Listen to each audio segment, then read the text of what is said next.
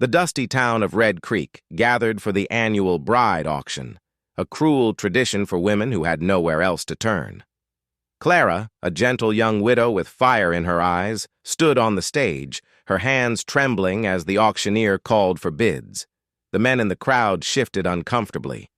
Some avoided her gaze, others muttered excuses.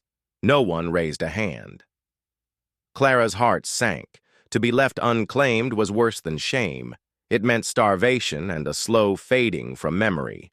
Just as silence weighed heavy, a small voice broke through.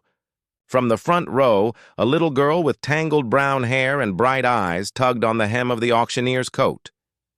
"She's for my daddy," she said, her voice clear and innocent. The crowd burst into murmurs. All eyes turned to the corner where a rugged man stood, tall and broad-shouldered, a shadow across his weathered face. Luke Miller, the rancher who had kept to himself since his wife's death 2 years ago. Luke's jaw tightened. He hadn't come for a bride. He hadn't spoken of needing one. But his daughter, Lily, clung to his leg, her eyes shining with hope. "Daddy," she whispered, tugging at his hand. "She looks kind. You need someone kind." The silence grew heavier than gun smoke. Luke stepped forward, his boots crunching, against the wood floor. He looked at Clara, who met his eyes not with fear, but with a quiet strength.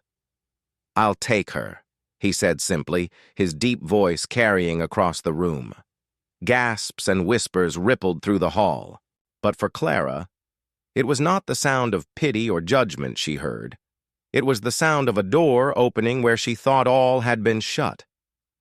As Luke placed a protective arm around her and Lily beamed up at them both, Clara realized, sometimes, it isn't a man's choice that changes a life. Sometimes, it's the pure faith of a child pointing the way.